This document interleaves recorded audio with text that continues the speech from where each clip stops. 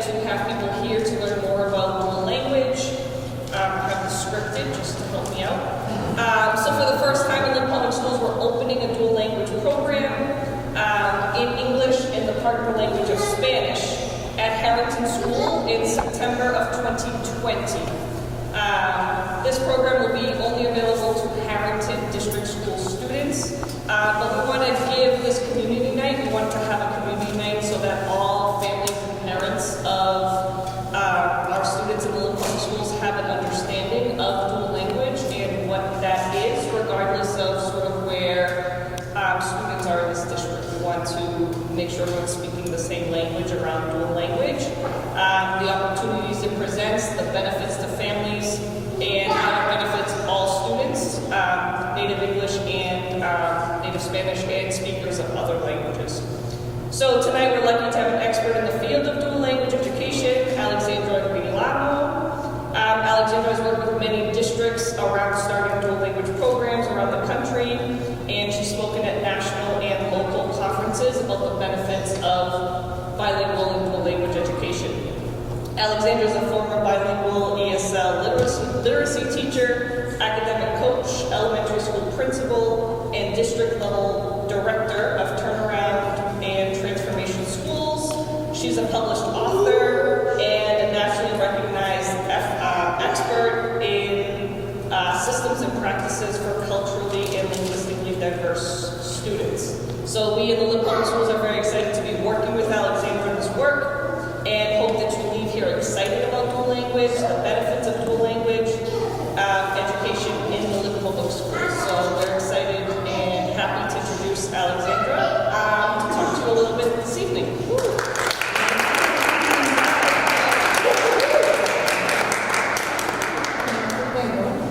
I apologize, Alexandra. I just realized that she has something in her eye. Okay.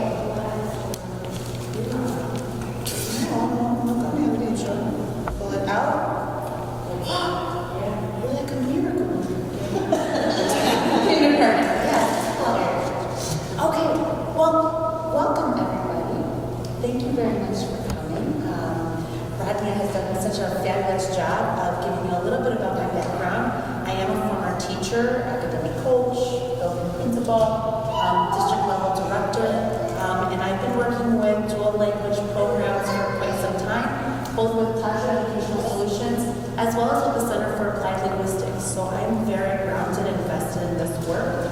I have like a presentation for you, and we'll go through the presentation, but the reality is that I want your questions to be answered. And if a question comes up for you, don't hold on to it, because mañana yo me voy to Chicago. Tomorrow I go back to Chicago, and then you're going to have these questions, and you may not necessarily get them answered. Okay? So is that a fair norm? If a question pops up, you'll just let us know, and we'll have an open dialogue about it. Okay? Fabulous. Okay. So here's the goals for today. Does everybody speak Spanish? Does everybody speak English? Okay. My good friends, you're going to notice that there is Spanish and English. Okay? Every once in a while, because it's 6:30 p.m., every once in a while you'll notice that my English brain doesn't cooperate with me.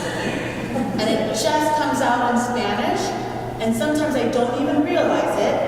If it's affecting our ability to understand, just say, Alexandra, mira, cambiaste otra vez, you changed again, okay? But if the clues in the back work for you, it works for you, okay? Is that okay that we're going to accept all of our quirks? See? Okay. The first question that we've got to answer today is why?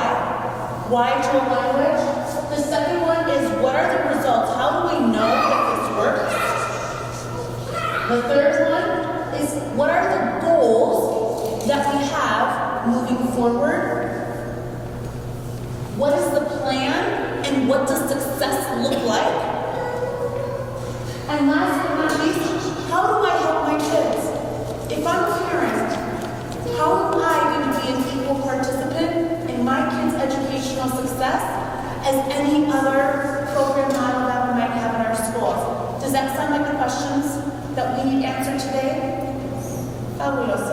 start with the most basic question, and that's why dual language? Are there any reasons that we have in the audience?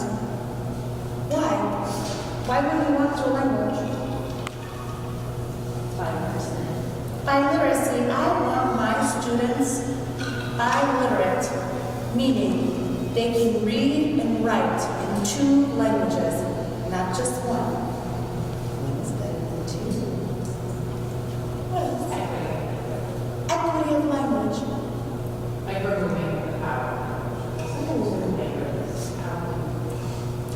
Is to say, it might not be that there's any one language that's better or worse, right? Rather, how can I be comfortable, confident, fluent, and expressive in multiple languages? That's never a bad thing. Yes? Fabulous. Are there any other reasons why we might want to? Oh, mira para allá. I will tell you that when I was in college, I was offered like almost $30 an hour. This was when I was in college. I don't want to date myself, but I'm not 20 or 30. Okay? That was a lot of money back then and even now. And the only reason why I was offered that was because I spoke Spanish. It is the global economy in which we are in. Our students need to be able to navigate more than one. And to be honest with you, bilingualism, in this day and age, it's already not enough. Because we have a world around us that is valuing multilingualism. And so their kiddos are learning 3, 4 languages before they leave the K-12 system. I was just going to say expand the opportunity around the world as well. It's not just here. But the opportunity is around. How many of us have taken a foreign language in high school? Yeah. Of you, how many feel comfortable with the foreign language that you learned in high school, stepping off the plane with no Google Translate, and just being in Puerto Rico, or in Guatemala, or España, or Ecuador, or Paraguay, or Uruguay, or Argentina, or Colombia, right? How many of us can just be comfortable in that space and say, I have everything I need?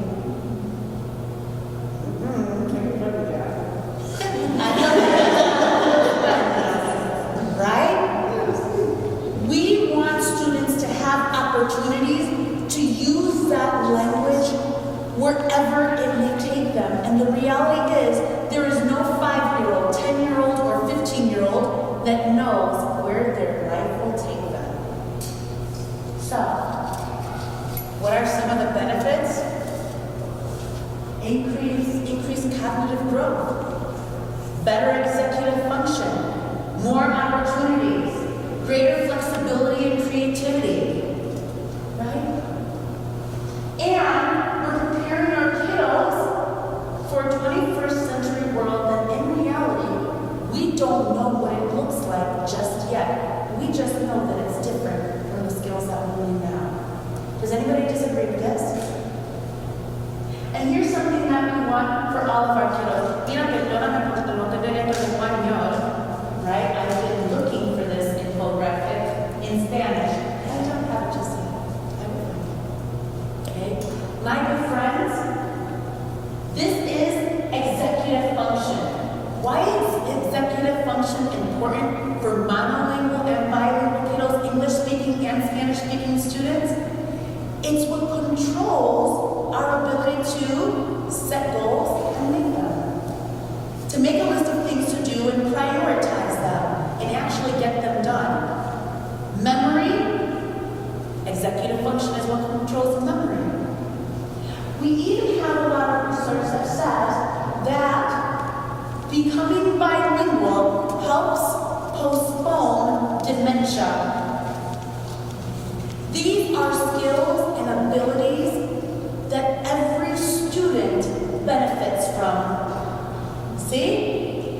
Is there any research to refute any of these pieces?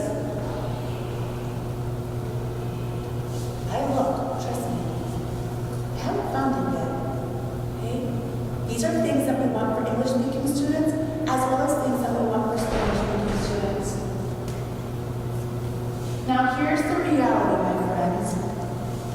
Why else should we all be interested in all of our students being motivated to, pursuing, and persisting in dual language programs?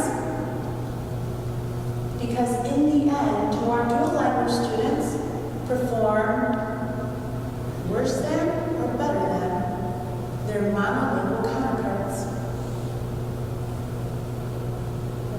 They perform better. This is not just the Spanish-speaking students. It is the English-speaking students that perform just as or better than their English-only counterparts. What? I want you to turn and talk with someone next to you. How can that be? We're learning at least 50% in another language, right? And yet we are outperforming our monolingual peers who exist in an English-only setting. Why might that be? Turn and talk to somebody next to you. Don't be strangers.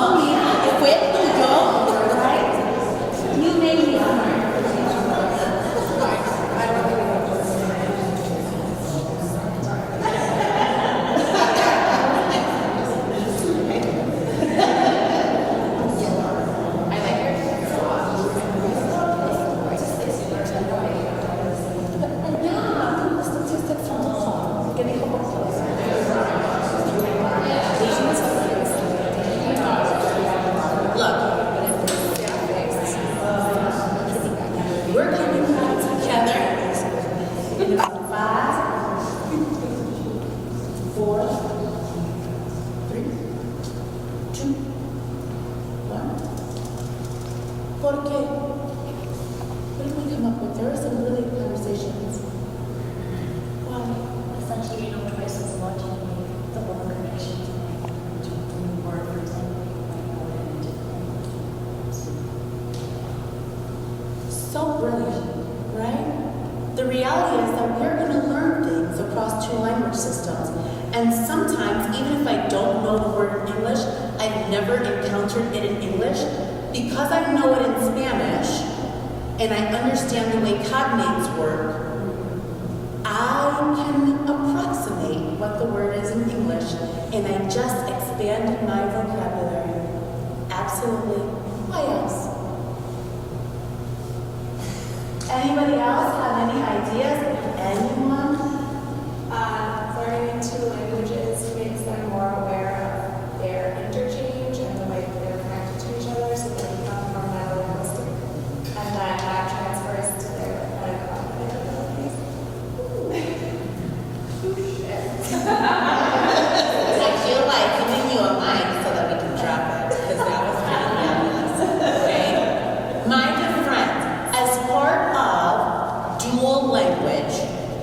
your students, English speaking, Spanish speaking, are going to learn to become language detectives.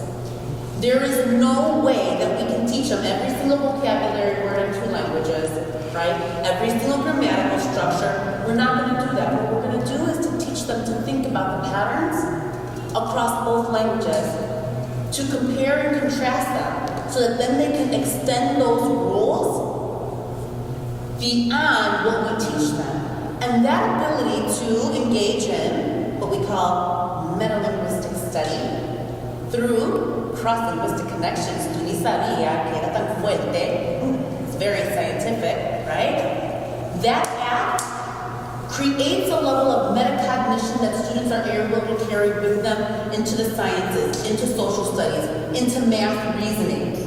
It helps them in every single content area because they will be pattern seekers and analytical problem solvers. It's just the way we make them do dual language, and so it's how they do everything else. And it has some serious academic gains that come with that. We want metacognition for every kiddo. My comprehension is not on right now. Like something's not clicking. Oh, mira, that's what a 5th grader told me the other day. My comprehension isn't on right now. Something's not clicking. Leave me alone. Tell me more. What's not clicking? Right? But they know when it happens because we teach them from day 1, even in pre-K, to be language detectives. Any other conversation around why we think they outperform their non-dual peers?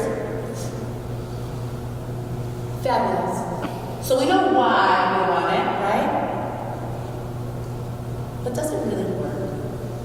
Particularly for language learners. Because a lot of this is about the fact that we have a change in policy, not just in Massachusetts, but across the country. California, Arizona, Texas. Like policy is changing around bilingual education being a bad thing. But does it really work? I show this graph, and how many of us know what this graph is? Oh, some of us. Okay. So here's what this graph means. It's all the different ways that schools support language learners, right? For some of us, and I will be honest with you, my father's included in this. Okay? My father, a fabulous, well-educated Dominican dad, who wanted nothing but the best for his 5 girls and 1 boy.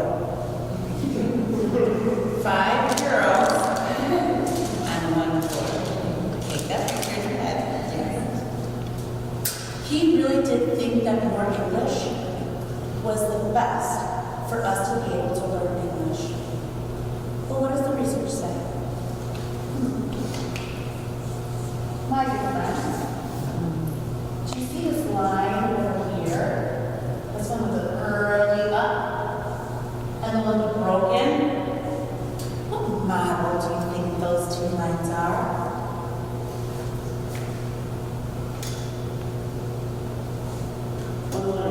If we have ESL, if we have traditional bilingual, 1-way dual language, 2-way dual language, what do we think these lines down here are? 1 word.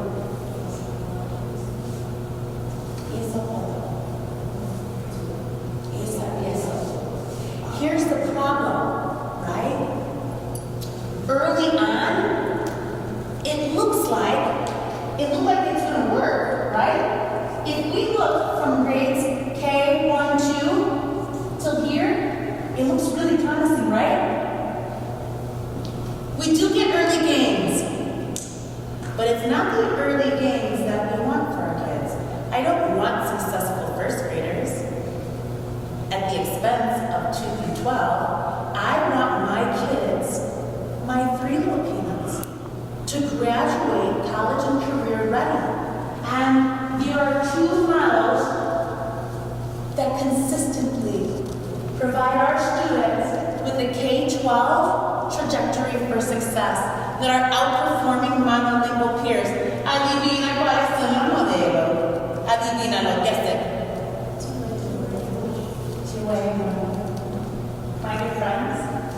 dual language consistently provides for our students over the long haul. Now, mind you, they're not the number one bullets in the very beginning. Not in the very beginning. But this isn't a game of who gets there the fastest. It's about who gets there in the long run. And it's not just for language learners, it's for all of our students. Cuéntame. And so this research, is it supporting dual language programs that go from kindergarten to 12? Or just, like, how does that work? Like, if this school goes just to fifth grade, will we still reap the benefits when we get into high That is school? so smart. That's such a smart question. This research is a compilation of those programs that are K-5, K-8, K-12. Okay? It's a mixed model, but they're all from a research patient or a participant pool that have the non-negotiables of dual language in place.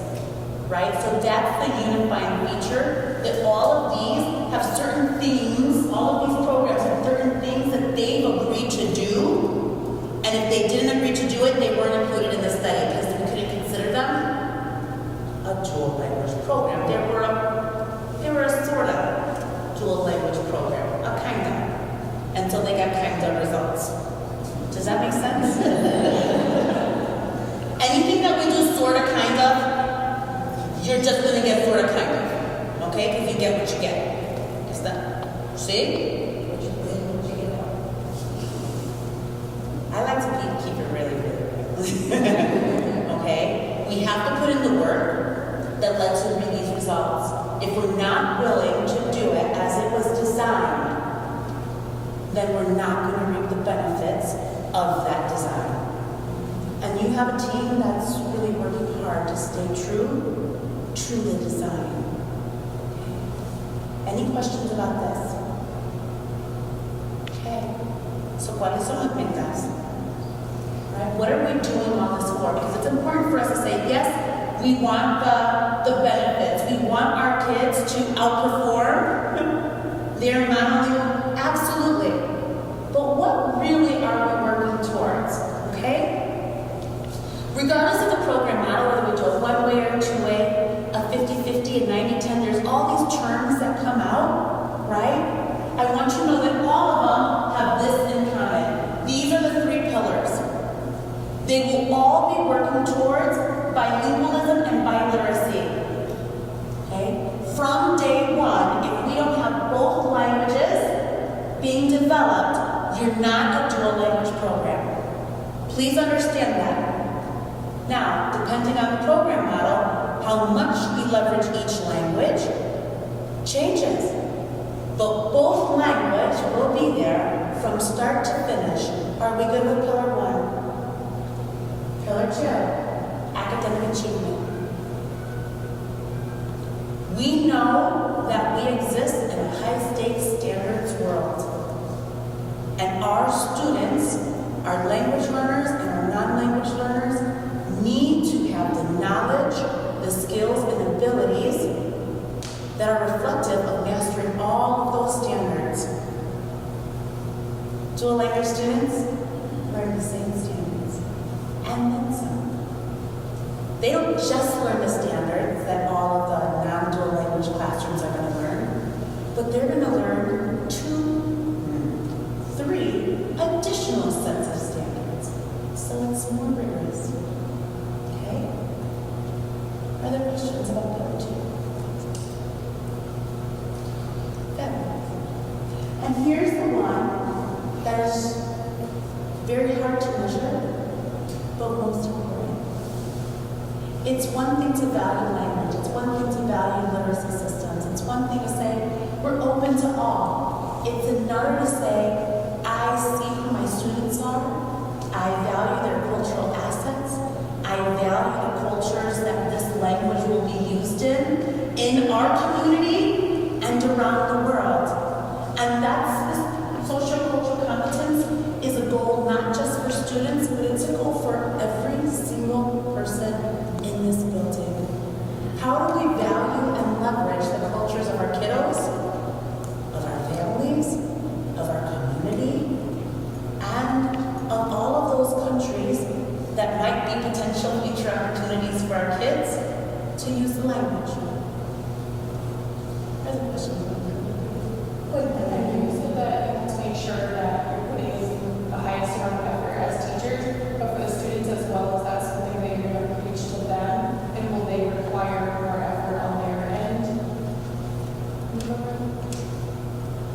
My DLLT from this morning, did we talk about students and motivation this morning? And having a responsive, not a reactive. The DLLT is the dual language leadership team, at least as it currently exists. Probably it's going to be massaged. But they are already having that conversation. Because we have to be upfront. This is a rigorous program. And sometimes we might have students that are like, I cannot just do it in English today, or can I just do it in Spanish today? And the answer is no. Because we're building bilingualism and biliteracy, which means we are constantly navigating the two languages in your brain. We can't turn it off. Any other questions? Everybody feeling confident so far? Yes? Okay. What's the plan? What are we going to do? Number one is we're going to figure out the program we want to be based on this community. Does that make sense? We can be a two-way, we can be a one-way, we can be a strand, we can be a wall-to-wall, we can be a lot of things, we can be a 90-10, we can be a 50-50. We are going to make sure that it meets this community's assets and needs. Okay? That's number one. Are we good with that? Because there's lots of different programs. Okay? And they're all dual language. Number two is we're going to make sure that we are very, very clear about one-way or two-way based on our families and our community's interests, right? We aspire to be a two-way dual language model. Why do we want to be a two-way? Do you remember which one was at the top with the very highest results? It was a two-way. That's our Cadillac model. We want a two-way. And at the same time, we have to have half and half. Right? No more than 2/3, 1/3, or 1/3, 2/3. If we go below 1/3 or 2/3, then we compromise the integrity of the program that we said we were going to implement. And we have to make some decisions. We are not going to change the community. And so we need to make sure that our program is responsive to the community that it's serving. ¿Estamos bien? Does this make sense? There's no questions yet?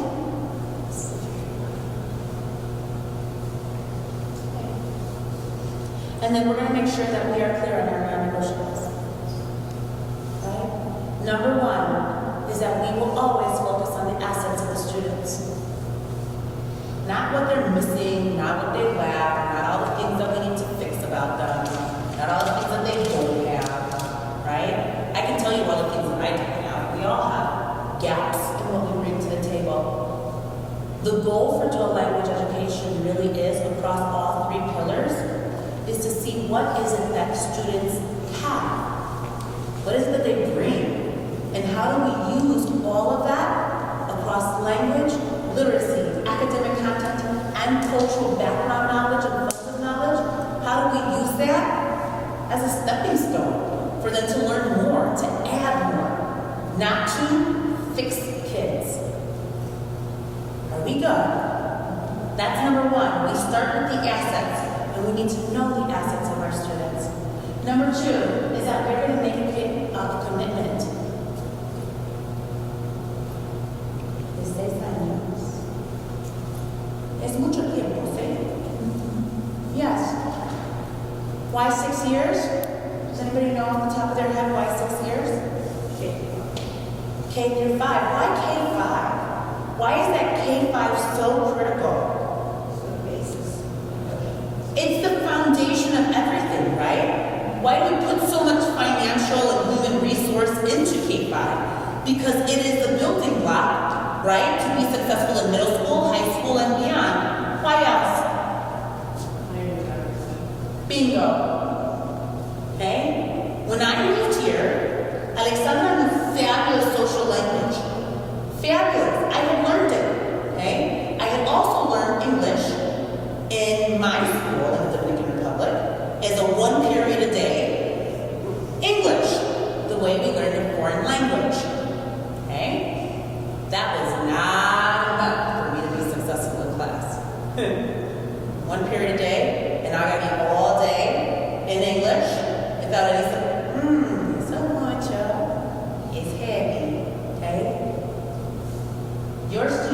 5 to 7 years to acquire the language that they need to be successful in school and in any career context.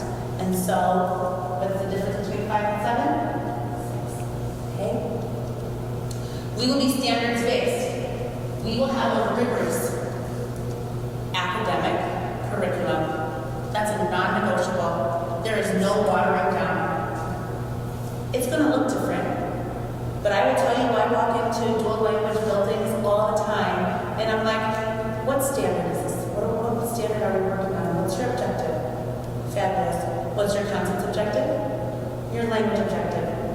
Your cultural objective? Are we aspiring to be dual language, or are we fully dual language? Because any program should have a connection to all three of those things. ¿Estamos bien? Fabuloso. The one thing that I really, that has made me such a fierce advocate of dual language is this piece right here. Calidad de la instrucción. And the challenge for me is that a lot of program models, we focus on the minutes. How many minutes? Minutes. Where's your cert? Where's your certification for your 30 minutes, your 60 minutes? You exit. No, now you need 15 minutes. Now it's observation minutes. The education of our kiddos should never be a service that's defined by minutes. And I'm not saying that that's what it is in Lynn, but I will tell you that dual language is one of the few program models that says, ¿y qué con esta conversación de lo mismo? No, ¿y qué? Enough of the minutes already. Let's talk about quality of instruction. Let's talk about how you're assessing, who is learning, who is not, and what are we doing about it? How are we creating an accountability system where teachers are actually accountable for the right things? It's not that we're just slapping them over the head with a system that wasn't designed for them. This is the first fully formed structure that allows us to say, forget about the program. What's happening inside the classrooms? What's happening with kids? And it is all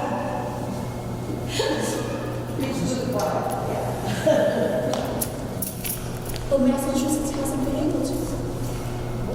A lot of states haven't been able to.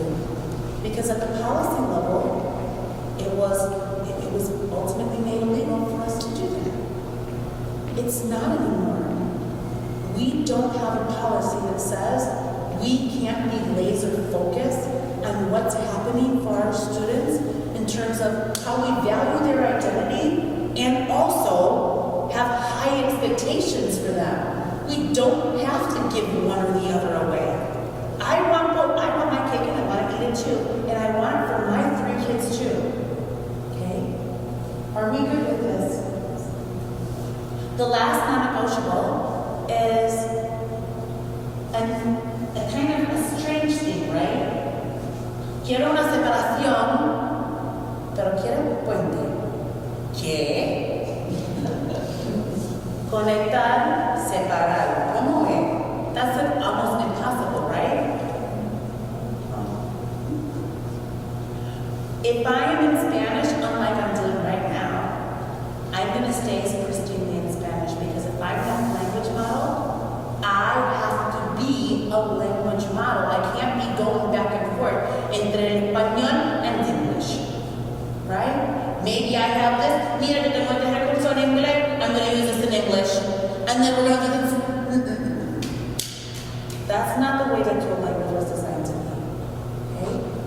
However, if I'm a student, at some point, what I learn in Spanish, I need to have an opportunity to take everything I learned, the vocabulary, the content, the big ideas, right? All the grammatical structures.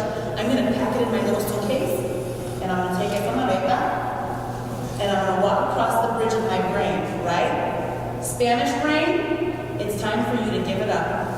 And we're going to take that maleta over to my English brain, and we're going to unpack all of that knowledge. That's one of the most powerful reasons why your students are outperforming their monolingual peers, even though they've never learned math, maybe, in English. They don't have to. They've bridged it all. Okay? Does that make sense? There's a few others I've told it to your district team, right? But these are the most important for especially our parents and our community and our families and our extended educator community to understand. Are there questions about these pieces?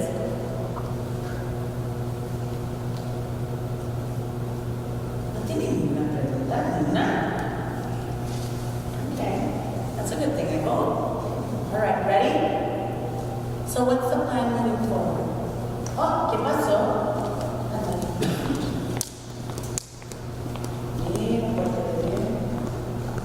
Mira, preciosa. You see, sometimes we talk in the computer. We have to call it preciosa. Right? Okay. My good friends. So, here's the plan. This upcoming school year, we're not saying, Harrington, watch out. When we come back in the fall, it's dual or bust. We're not saying that, okay? What we're saying is that the upcoming school year, we have a lot of work to do. We have a lot of work to make sure that we have a fully defined program that speaks to the needs of this community because we've taken the time to learn all of the needs of this community. We've taken the time to ensure that our teachers have the very best curricular resources, that they know all of the strategies and pedagogy to teach authentic Spanish literacy because it is different than teaching English literacy. Me gusta más. It's easy to teach Spanish literacy. Right? A-E-I-O-O. El gordo maquetón, see? And then once I know my vocales, what do I have? Mira, mami, mi mamá, right? And then I'm decoding. That's it. I got my vocales, I got my cero abiertas, and then I got books. That's reading in Spanish. And here's the thing. How many times do we have to learn how to read? Only one time. And once I know how to read, I know how to read forever. I just need somebody really, really focused on what I bring to the table that's going to help me transfer all of that fabulousness to English. Because English is a naughty language, right? How do you pronounce OU? OU. There's 6 different ways. It depends. It depends on what syllable it's in, what's in front of it, what's behind it, what its origin is, right? Thorough, but through, right? English is naughty. I love it. But it's so bad. English, Spanish, you see an A, and an A is an A, is an A, is every single time. It's my island of certainty that I love. And your 5-year-olds thrive in islands of certainty. And I will tell you the number of programs that I see where there's only one kindergarten class where every single 5-year-old is reading by February.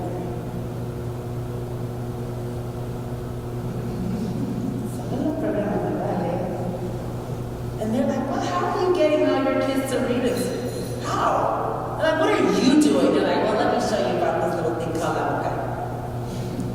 En la escuela vieja. Right? But we have to understand that piece. I only learn to read once, and then I transfer. And then I teach them all the little naughty nuances of English that are the exceptions to the rule. But that's it. Okay? And so we're going to learn all of that in this upcoming year. Curriculum, instruction, and assessment. We already talked about the fact that we're going to have different assessments for our dual language class so that we can really know who's learning, who's not, and what we do about it. Okay? After that, we will launch our first 2 kindergarten classrooms in 2021. And each year after that, we will add a grade. So then you'll have 2 kindergarten and 2 first grades. The year after that, we'll have 2K, 2-1, 2 second grades, until we have our K-5 trajectory, which is our 6th commitment. Is there a question?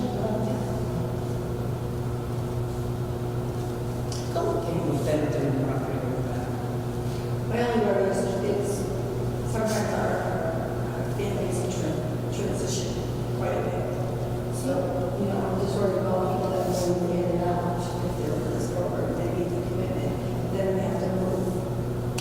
So then I'm worried about those numbers, so we remember that, 1/3, 2/3, so that's It's a brilliant question.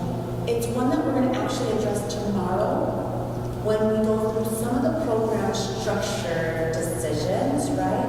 Because one of the decisions that we have to really make is if we have a 2-way model, when do we lock this class for families that move in? Okay? There is some very set research around what the threshold is that students are more likely or less likely to be successful, depending on whether they're coming from the English side or the Spanish side. Okay, we're going to talk about that, and they will have an answer for everybody after tomorrow. See, no lo quiero decir because a veces in Spanish we say a veces yo me meto la pata, right? Me meto la pata, I put my foot in my mouth, and then they're like, we didn't decide that yet. So I'm just going to put my union hat on, right? So when I say, you say that, I'm like, okay, that class is locked. What happens when we continue to get an influx of students every day, all day, every year? Those are only going to be added to the non-dual language classrooms, and what is it? I have to ask the question. No. That's a fabulous question. Can I share? Can I share that with that? ¿Sí? ¿Se puede? I don't know what you're gonna say. They didn't say no. Okay, so here's what happens, right? We have K, and then we have 1, and then the year after that we'll have 2, right? K, open. It doesn't matter. If I come in, my family just moved in January, I don't care whether I'm English speaking, Spanish speaking, if there's a seat and I want my kids in, they're in. Usually in K, they're able to handle the shift because their minds for language learning are still very malleable, right? Summer, we know we have lots of families that move in. Lots, even in May through July, we have lots of families. And Rolla, if we've got seats, pack them in there, right? We don't want to have this program available and then not give students access as they're going. First grade, the language demand is still such that most students, English or Spanish, can handle the linguistic demand. Make sense? So first grade, let them in. Now here's where it gets a little bit challenging and difficult, right? Because what happens when we have families that move in after the first grade starts? That's where the research around the success begins to change. Because the essential social foundation that has already been built in kinder for our English-speaking students to be able to manage and navigate.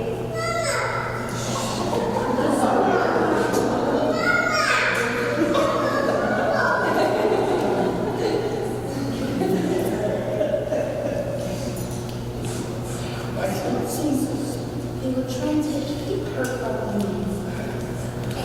Right? The language demand changes in first grade. In first grade, we start demanding that they take district assessments. In some cases, we have state assessments already.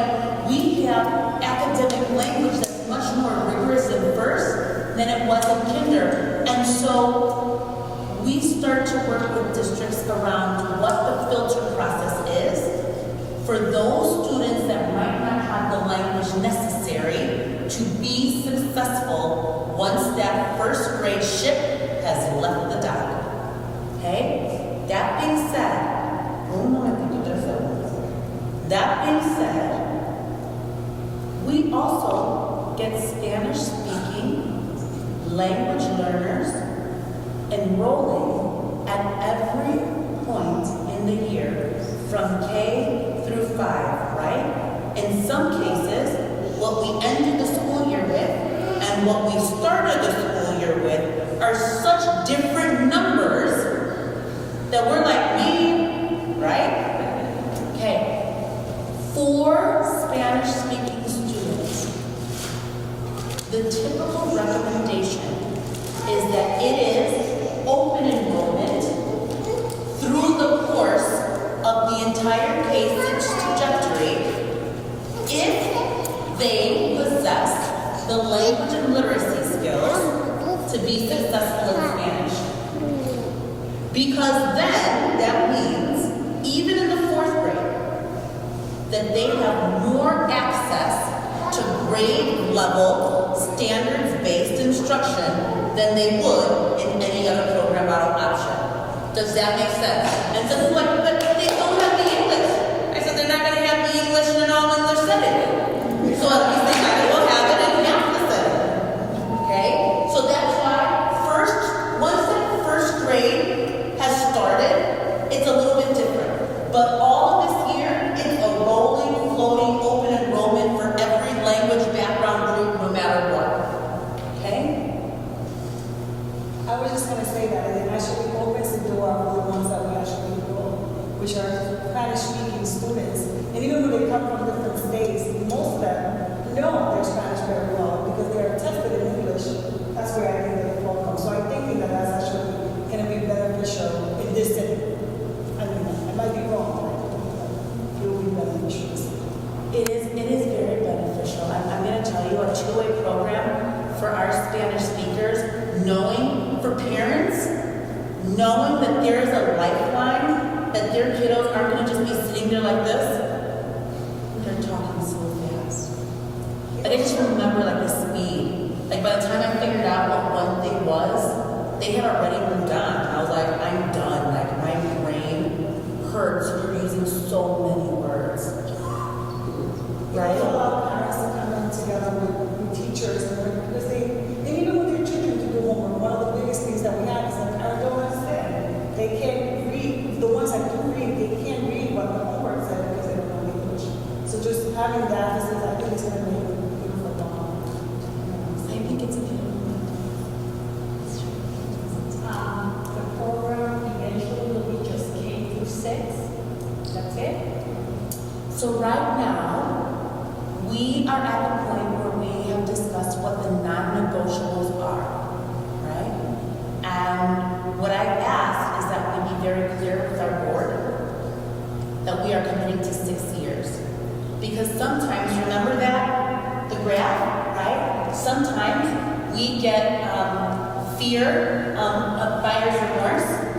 Oh, we signed up for dual language. Look, first grade, their literacy scores. Oh my gosh, we're not doing dual language. No, we're not going to just say we change our mind after 1 or 2 or 3 years. We're in this for 6 years. That being said, the goal always is not a K-5, but a K-12, where your students are able to have and get access to AP credits, where they can get college credit while still in high school, as well as receive the seal of biliteracy. That's the goal for every program. That in the end, as a high school graduate, I get something for putting in all that extra work all these years. And that comes in the form of a seal. And there are some places, work employment places already, I can tell you in Illinois, that you bring that seal of biliteracy, they're already offering you a job. Like that's all you have to bring, your seal of biliteracy. They're like, we need you to work here, right? And AP credits. So that's the long-term goal of every program. That being said, right now, at the point of the conversation, we're just making sure that we have a solid 6-year commitment. And then once we have that, we're ready. Now we want more. Now we want to.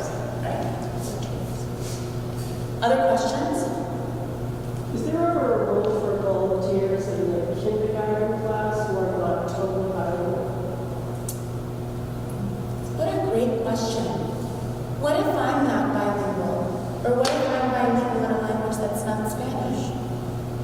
What if I'm bilingual in Arabic? Or Tagalog? Or Haitian Creole? Is there a role for me? What do you think? Yes.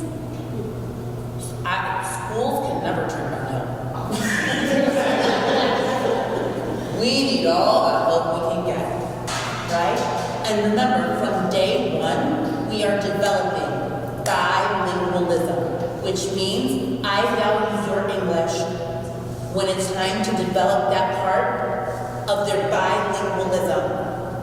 And I value the Spanish of parents and community members that have Spanish when it's time to develop that part of their bilingualism.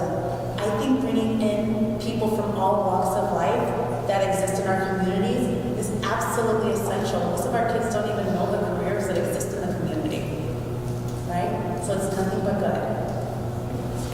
Additional questions? So the commitment is 2 classrooms or 1 classroom at a time? 2. Because, what do we know? We have mobility. We have mobility. If we start with 1 classroom and that classroom for some reason doesn't get filled, all the seats don't get filled, what happens? By the time they get to 5th grade, by the time they get to 8th grade, by the time they get to 12th grade. Right? So for sustainability, we want to make sure that we start with 2 classrooms so that no matter what, this isn't a program that through attrition or through mobility rates, it's just we're going to end up with a class of 5 kids. That we're not going to have that. And you want the teachers to speak both languages, or you're going to have them take from one language to another, or the teacher from one language to another? I don't, how is it that? ¿Qué puede preguntar? No sé. No sabe. Gracias. We haven't had that discussion yet. Right? There's lots of flexibility. If you notice, that wasn't part of the non-negotiable, the criteria for every, right? There are some buildings where I was a coach, right? When I was an academic coach in a dual language school, the dual language teachers that I coached, it was a self-contained model. So they navigated both the English and the Spanish part, all themselves.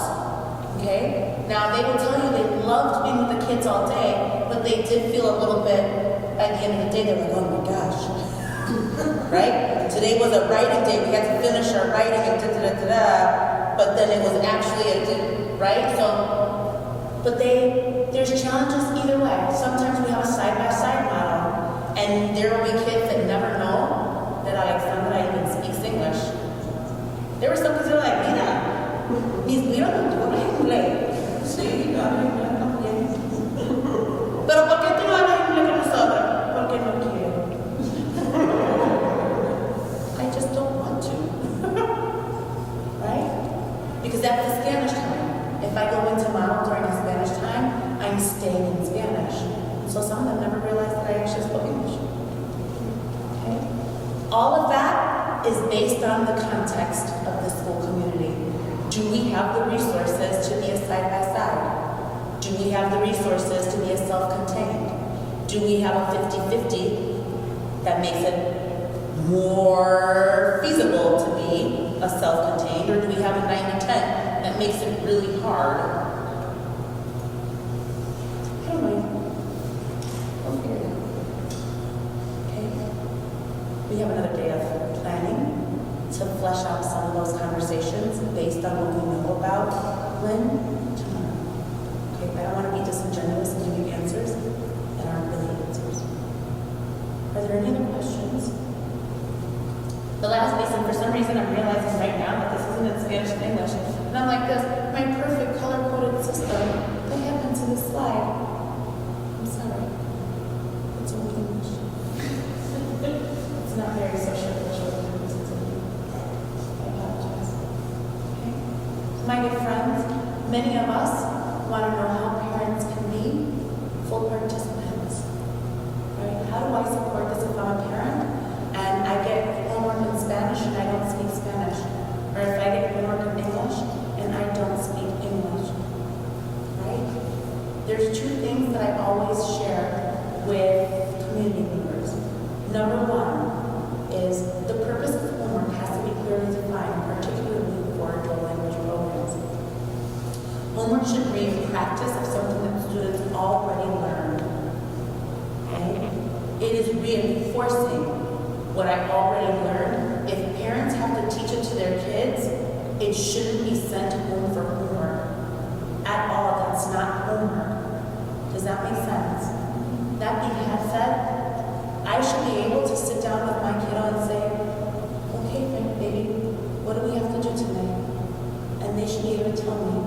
And it should be obvious from what I'm doing and from what the students tell me as they're talking through the problems that they're doing. Does that make sense? The second piece is that your students are always going to get literacy homework, time to read.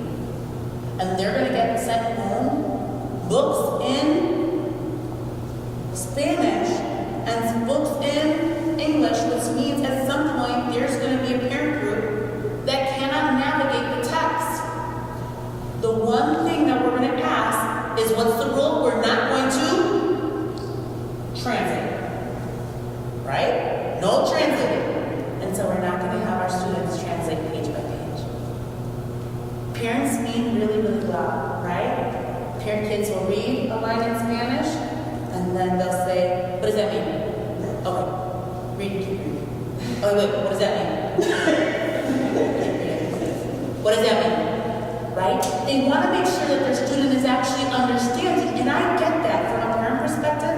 I understand it, but we know this even from a non-dual world, right? What works, right? Dick Ellington's work around students struggling readers. The worst thing that we can do to build comprehension is continually stop students in the process of reading, right? The more we stop them, the more we interrupt the development of fluency. The more we stop them, the more we ensure that they're not going to remember what happened on page 1 by the time they get to page 15. Don't stop them. Instead, just have a really great conversation with your kid in whatever language is natural for you. Have them read a book.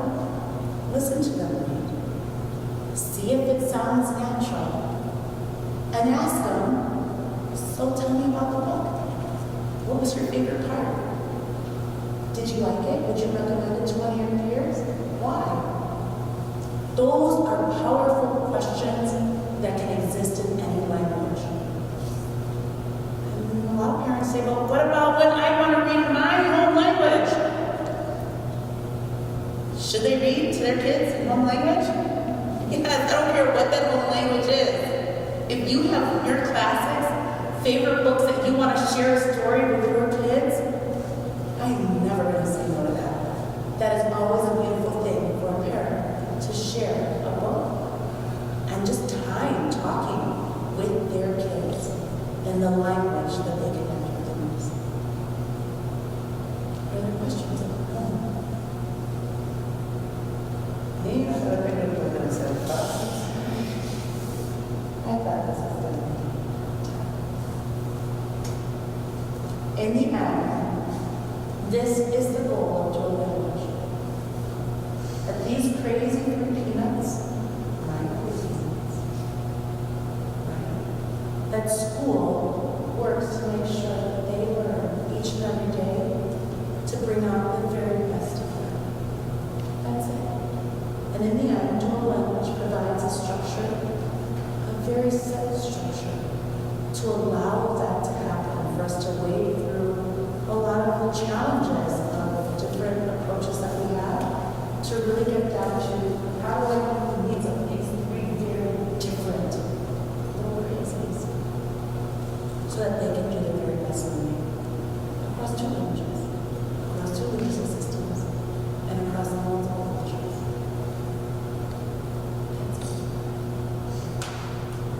Jessica.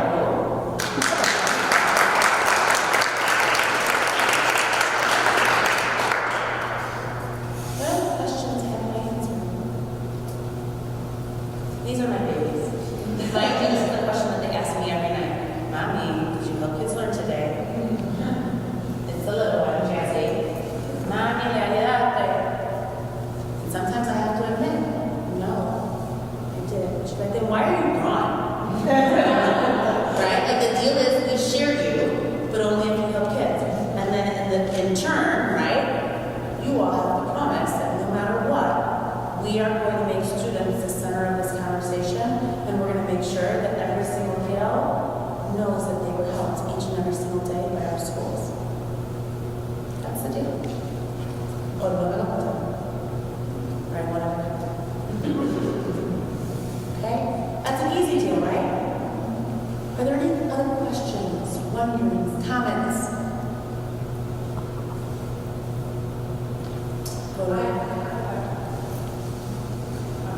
or maybe you can help us.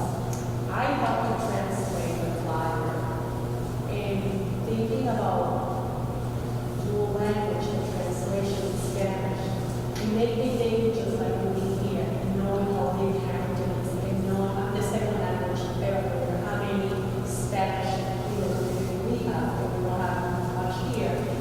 Is there any other way to translate that so people, the Spanish community, are really interested in to be part of this program? Mira, qué buena pregunta. You don't even know how poderosa esa pregunta es.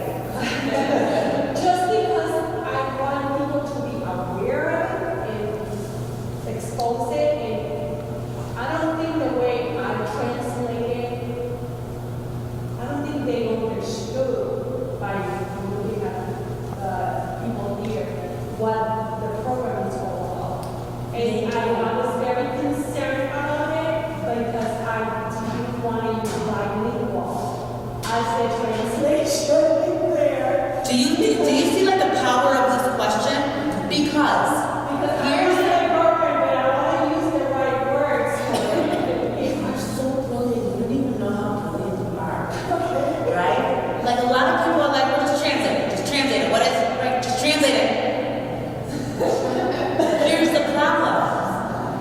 Here's the problem. If I go to another context, right? If I pick up, me salgo de los Estados Unidos y me pongo en Argentina, en Colombia, en Puerto Rico, en la República Dominicana, right? What do they call dual language? Bilingual education. Right? We call it in many countries, it is bilingual education. Here's the problem. There's already an association to bilingual education. We don't use the term synonymously. So, right, here's the challenge. To translate it directly into Spanish, accounting for cultural norms, la educación bilingüe, ¿verdad? Okay. If you retranslate it back into English, it no longer carries the same meaning. Podemos discutirlo dentro. But I wanted people to understand and use some kind of translation that people that can read or write, something simple for people to understand what we're trying to do. That's my question. Well, no existe.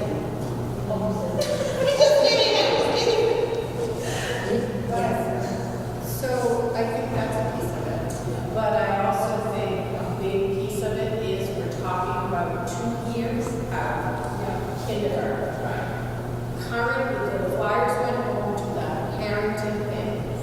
We have to do it. Well, so and we don't know how many Harrington families have children young enough that they would have been in that kindergarten class in 2022, right? So what really probably should have happened is it should have gone home with the Harrington families, but it also should have gone to the churches in the neighborhood. It should have gone to, it was on Facebook, it was on Twitter, it should have probably been put in the Boss newspaper, and it should have been put in the Ivy. Like, there are other steps we probably should have taken to reach the community, not just the Harrington community, but the community around the daycares, the local daycares, like all of those. There, that's number one. Where the babies are. My good friends, your number one market right now, your number one and number two are your daycares. Because your 3s and 4s are in daycare right now, right? Know what the daycares are that your family go to. And that's, you want flyers in the window. When they send home notices, right? Even in the daycare where my little peanut, la loca, Jessie, right? Sí es la loca. No la conoce, ella sí que es una loca, okay? Every family has one. So for the right? Her school, her daycare, has to send out all of the Chicago Public Schools notices for all the screeners, all of this, all right? Parents always look at that. Dental screening, eye screening, right? All of the developmental milestones and markers. You want this information to go home with all of that. Because your parents are already thinking about what their child is going to do, be, get, when they get into the public school system in Lynn. Absolutely. Here's number 2. If your parents are anything like my family, we watch Sábado Gigante every day. We watch Cristina every day. And those stations always had little news clips. They were always friendly to those organizations and those agencies that wanted to get information that benefited Hispanohablantes on social media, news media, TV media. Reach out to them. There is never a single agency or like TV, radio station that has said no to a school. Never a single one. I have a superintendent who's like this.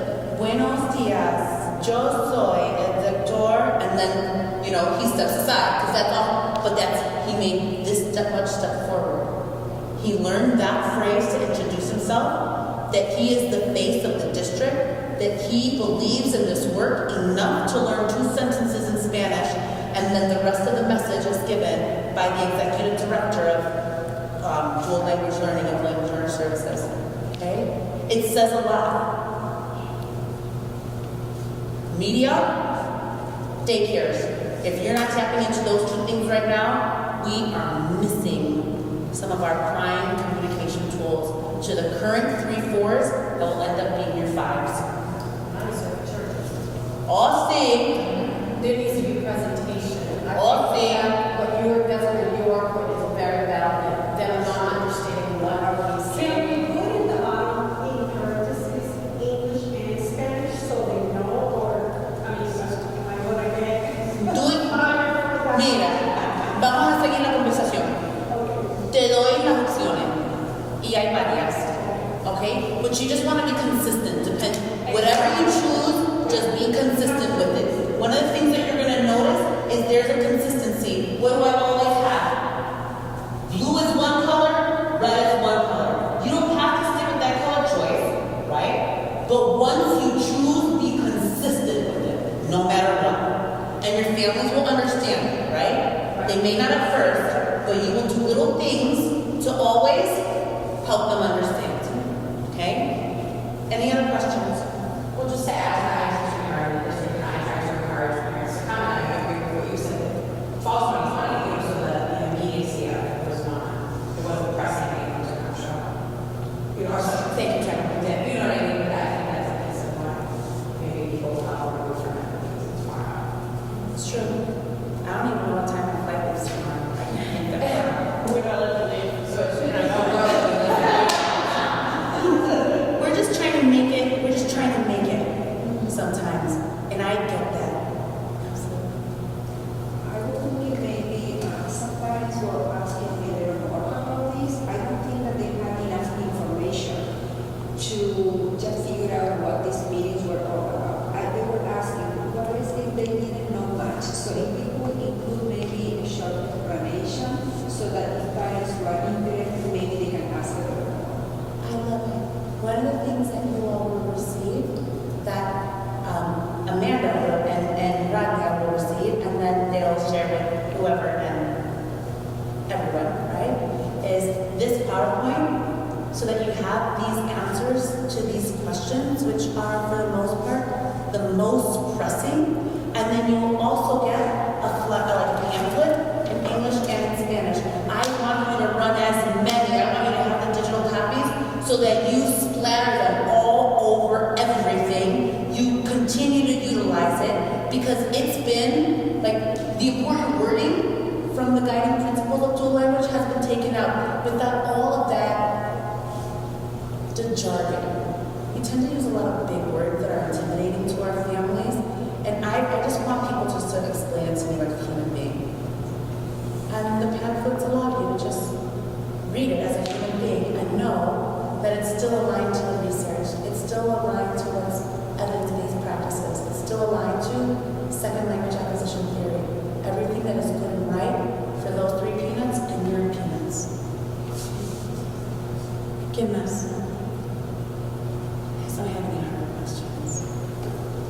Man, I didn't even need a una bichuela because I was trying to be on my A game.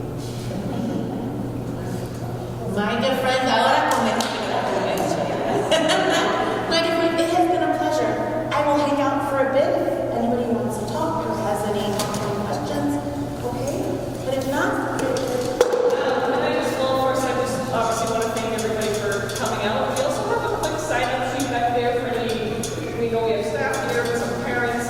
If you're interested in like being part of some focus groups or some discussion groups, we have a sign-up sheet at the back where the water